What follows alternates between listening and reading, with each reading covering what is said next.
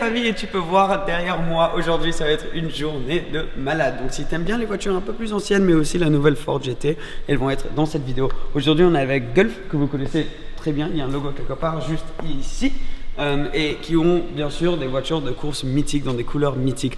Alors on est aussi à une collection, toutes les voitures que vous allez voir là font partie de la collection, la Rough Go Collection, une collection privée.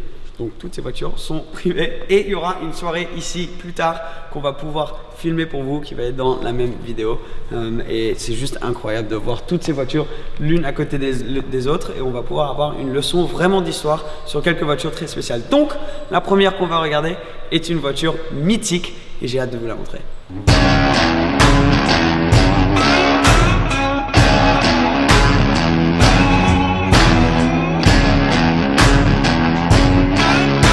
Alors la première voiture qu'on va regarder maintenant les gars, c'est une voiture très spéciale, c'est une Porsche 917. Alors vous connaissez sûrement cette voiture, si vous êtes des fans de Le Mans, je suis sûr qu'il y en a beaucoup, je vous vois dans les commentaires. Vous la connaissez sûrement, celle-ci c'est le 1970 en dessous, mais elle a le bodywork du 1971. On peut voir ça avec les fins qu'il y a derrière ici.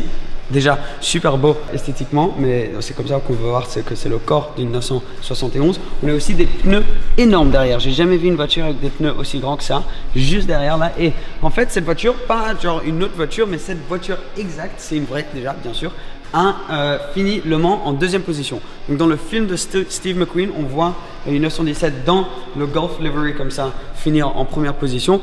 Dans la vraie vie, la 917 dans la Golf Livery qui a fini le plus haut dans le classement de Le Mans, c'est celle-ci en deuxième.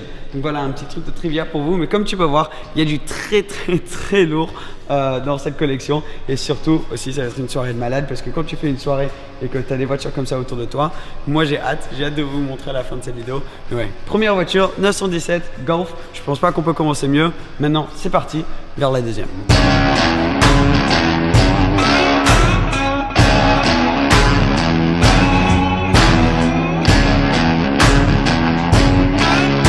Celle-ci, donc la deuxième voiture, je sais ce que tu es en train de penser. Tiens, une GT40, ben pas du tout déjà, c'est une Mirage M1. Bon, enfin pas du tout, c'est assez similaire, je vois pourquoi tu pensais ça. On va filmer avec une GT40 là juste après, une originale. Toutes les voitures que tu vas voir sont originaux. Oh, j'ai trouvé le bon mot, call, high five. Mais la Mirage M1, donc une voiture très importante, surtout pour l'histoire de Golf. Si tu n'as pas remarqué, on est en train de bosser avec eux sur cette vidéo. Donc énorme merci à eux de nous donner l'opportunité de filmer ces voitures. Mais elles ont des couleurs très mythiques, les voitures Golf. Donc du coup, on a le bleu clair et l'orange. Alors, cette voiture, c'est pas genre, encore une fois, pas une autre voiture, cette exacte voiture est la première dans l'histoire à avoir ces deux coloris ensemble. Alors l'histoire va que le directeur marketing de Golf avant, dans la période aux années 60, avait une GT40 perso, c'était sa voiture personnelle, qu'il avait prêtée à Jackie Hicks, un pilote légendaire américain, pour faire la course de Daytona. Alors il a fini 6e en tout, mais première dans sa classe de compétition de voitures là-bas. Et ensuite ils ont décidé de prendre une Mirage M1 à Spa, juste après cette victoire qu'ils avaient fait à Daytona. Et ils ont seulement décidé de changer les couleurs, parce qu'ils trouvaient que les couleurs avant avec un bleu plus foncé n'étaient pas assez intéressantes. Donc c'est comme ça que cette voiture est apparue, la Mirage M1, voiture mythique bien sûr. Tu peux voir à l'intérieur aussi à quel point tu es allongé. Dedans c'est vraiment une position de course. Mais bien sûr dans l'histoire de cette compagnie, dans l'histoire de Golf, c'est tellement important d'avoir la première voiture dans cette livery, parce que maintenant on les connaît tous, et la boîte, la compagnie est tellement associée avec ces couleurs, c'est tellement mythique. Donc celle-ci, c'est vraiment la grand-père de toutes les autres voitures dans cette collection, et comme tu peux voir, il y en a beaucoup.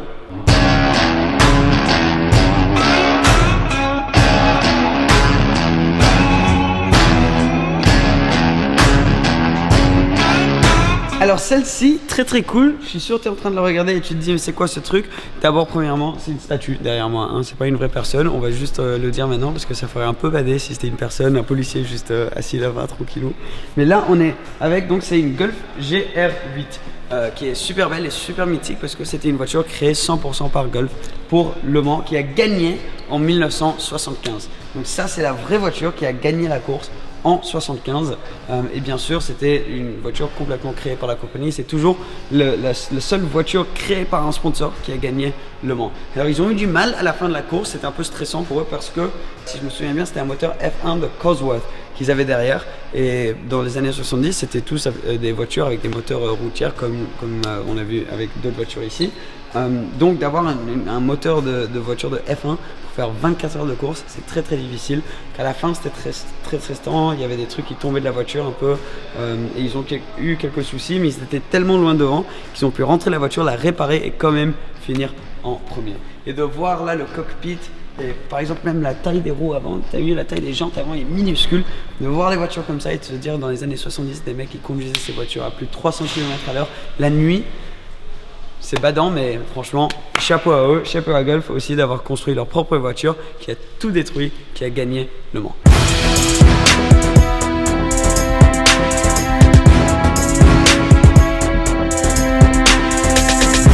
Alors cette voiture, super cool, cette voiture a gagné Le Mans en 2008, c'est une Aston Martin DBR 9, il y en a eu deux, donc 009 et une autre 007, on sait tous pourquoi 007, hein, j'ai pas besoin de l'expliquer, mais Aston Martin, donc ça c'était la première fois qu'il y a eu vraiment une association entre Gulf et Aston Martin, donc très très cool, et elle n'a pas été nettoyée depuis qu'elle a gagné Le Mans, cette voiture. Il y a eu une bataille entre deux Corvettes et les deux Aston, donc 007 et 009, et c'est celle-ci qui a fini par gagner. Donc il y a aussi dans la collection la 007, il a les deux, parce que pourquoi pas. Mais en 2008, donc quand cette voiture a commencé, c'est là que Aston Martin et Gulf ont vraiment commencé à travailler ensemble, et ça s'est complété avec cette voiture. Alors, un truc super cool avec cette voiture, c'est que regarde, de l'année, en gros, avec un N en moins, tu as mon nom de famille sur le côté. Et deuxièmement, 96. Je suis né en 1996. Donc pour moi, quand je suis rentré, j'ai vu cette voiture et je me suis dit, oh putain, c'est tellement bizarre.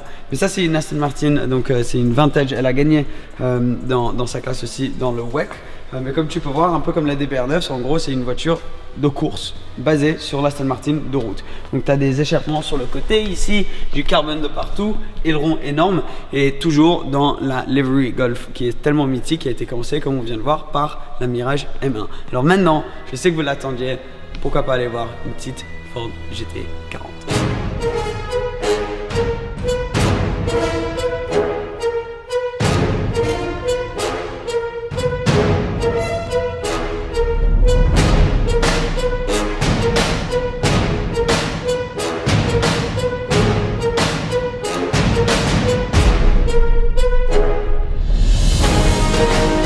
Cole m'a demandé de m'accroupir pour celle-là parce que c'est une voiture assez spéciale. Ça, derrière, attends, je vais la toucher. C'est une Ford GT40. Ford GT40 des années 60. Alors celle-ci, on la connaît tous, la GT40. C'est la voiture qui est venue pour battre, pour rivaliser Ferrari dans les années 60 et qui a gagné 4 ans d'affilée de 66 à 69. Et une voiture juste magnifique. Celle-ci, en fait, c'est la première voiture de la collection Rovco qu'il a acheté parce que c'était son rêve d'avoir une GT40 et c'était la première voiture Golf qu'il a acheté. C'est là qu'il a eu l'idée d'acheter toutes les voitures historiques de Golf parce qu'il y en a énormément.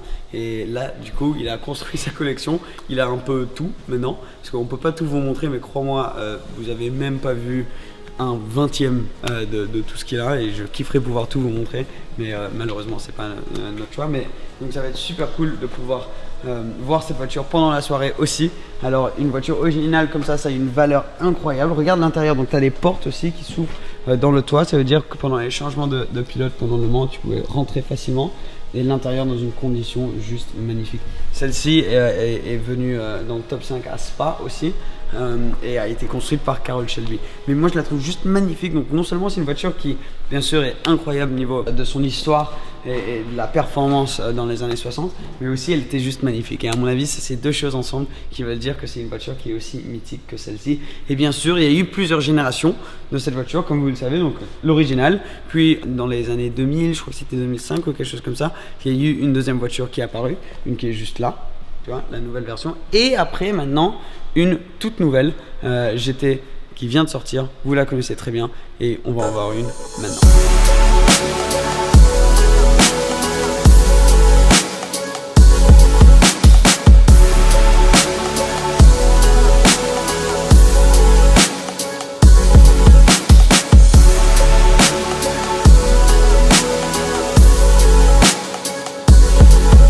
Alors la petite dernière, une voiture moderne pour tout finir, une voiture très spéciale, alors la Ford GT, donc la troisième génération comme on vient de dire de Ford GT.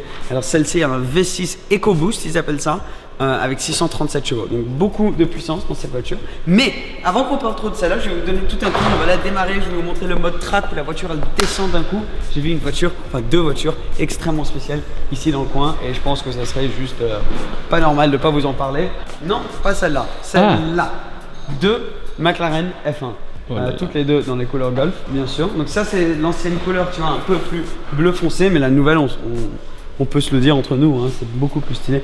Alors, une F1 GTR Longtail. Alors celle-ci, vraiment, je la trouve magnifique. On peut pas en parler trop, je suis même pas trop sûr combien on peut filmer sur la voiture et tout, mais je me suis dit, moi la famille, j'ai envie de leur montrer cette voiture. Chris Goodwin, maintenant c'est le test driver de chez McLaren. Et c'est lui qui a fait Le Mans avec celle-ci. Un mythe, cette voiture. Vraiment, juste, ouais, incroyable. Donc d'en voir deux, là, de McLaren F1 à côté, là, t'as 40 voire 50 millions en caisse, juste là, qui traînent. Alors, là, Ford GT.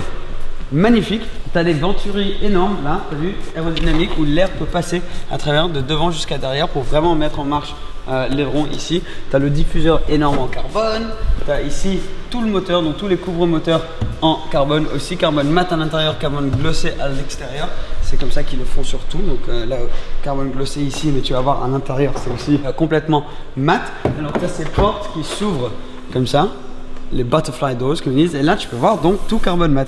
Tout en carbone ici, monocoque en carbone, vraiment juste incroyable, je la trouve super belle, super basse. Moi je suis pas un mec énorme, mais tu vois la voiture elle me vient juste ici. Quand je dis je suis pas un mec énorme, en gros ça veut dire je suis un mec petit quoi.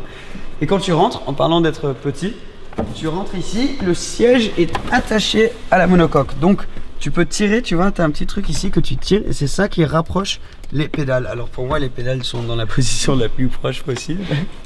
Tu as ce volant aussi qui est très Formule 1, donc là c'est les lumières qui te disent quand tu peux changer de vitesse, donc avec ces palettes énormes qui ont une super belle sensation. Colle, test, essaye.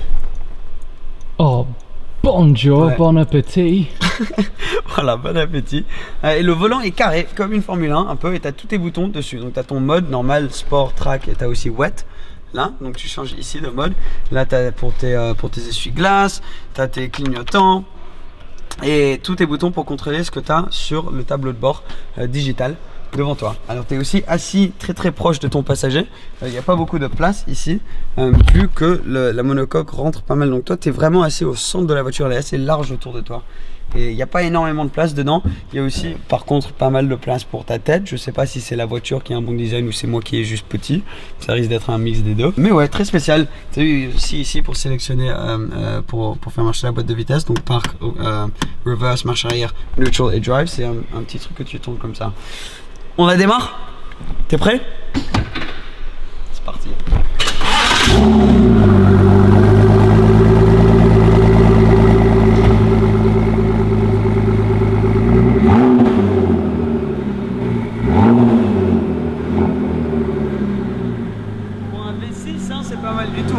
V6 EcoBoost, ça fait un bruit magnifique. Alors j'ai envie de te montrer une dernière chose. Viens ici. Là la voiture, tu vois, elle est donc t'as wet, ça change sur le tableau de bord ici. Ça c'est en mode wet.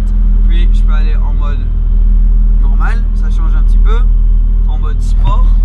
Et après, donc quand je mets mode track, ça m'amène un bouton là, tu vois, on perd 50 cm. Donc ça te prévient que tu perds 50 cm quand tu cliques sur le bouton OK. Et ça arrive d'un coup. T'es prêt? 3, je pray. 1. Oh. Et mode track. Donc c'est vraiment spécial. Et là je peux remettre direct en mode sport. Boum, et je me relève. Donc le mode track, la voiture qui se baisse d'un coup. Vraiment spécial. Et c'est pareil pour le lift avant. Regarde le lift. T'es prêt? 3, 2, 1. Oh là là. C'est mon style. Donc quand tu arrives à une bosse, tu appuies sur le lift. C'est d'un coup la voiture. Elle se lève et après elle redescend. C'est une sensation tellement bizarre, vraiment spéciale qu'on va seulement dans cette voiture. Alors je vais l'éteindre pour qu'on n'ait pas trop de bruit. Donc ouais, super cool. Et apparemment là, même si c'est juste dans le parking, ils vont me laisser la conduire. Les gars, je conduis maintenant, je dépasse des voitures incroyables et je conduis une Ford GT. Alors j'ai pas le droit de la conduire très loin, mais c'était juste pour vous dire qu'on va continuer le reste de cette vidéo à la soirée. Ça devrait être une soirée de malade.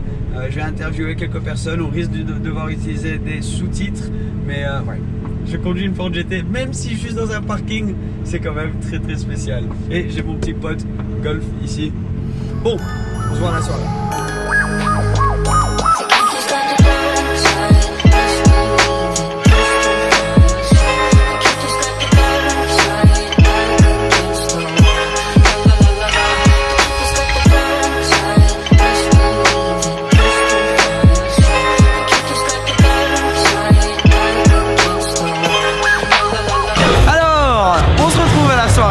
Et quelle soirée. Nous on s'est trouvé un petit balcon là. Tu peux voir, il y a du monde derrière moi. Cole. Oui. Qu'est-ce que tu regardes là? Non, c'est pas grave. Ok, déjà c'est grave, pas grave. En dessous de moi, il y a deux meufs où ils ont peint leur corps et donc en gros ils sont à poil limite. Et Cole depuis tout à l'heure, et on essaie de filmer, il est juste là en train de regarder. Genre là il regarde même pas ce qu'il est en train de filmer. Cole. Oui. Ok, alors. Il y a les gens derrière nous, il y a beaucoup de musique.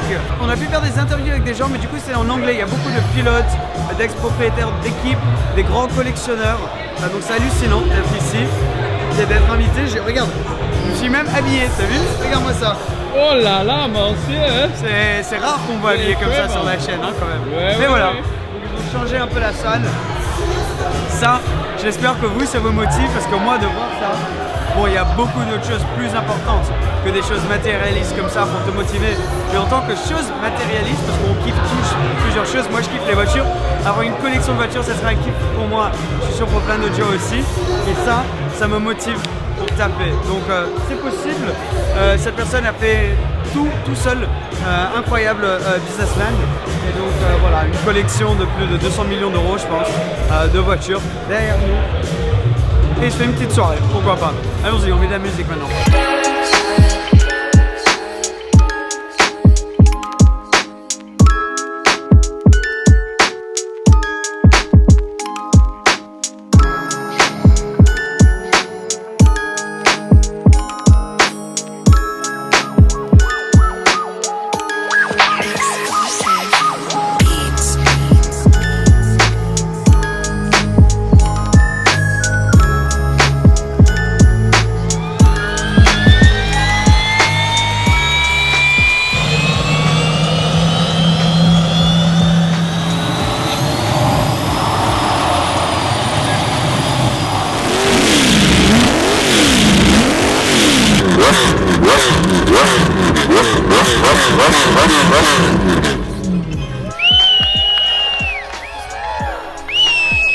Et il faisait beaucoup de bruit, du coup les voitures, énormément de bruit, même la première elle avait le moteur d'un hélicoptère dedans.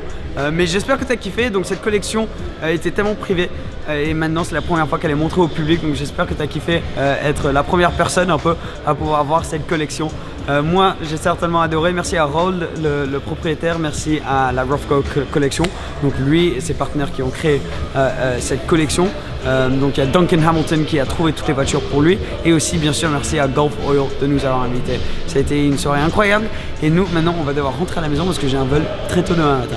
Merci, abonne-toi si tu as kiffé cette vidéo, on se verra très bientôt. Ciao ciao.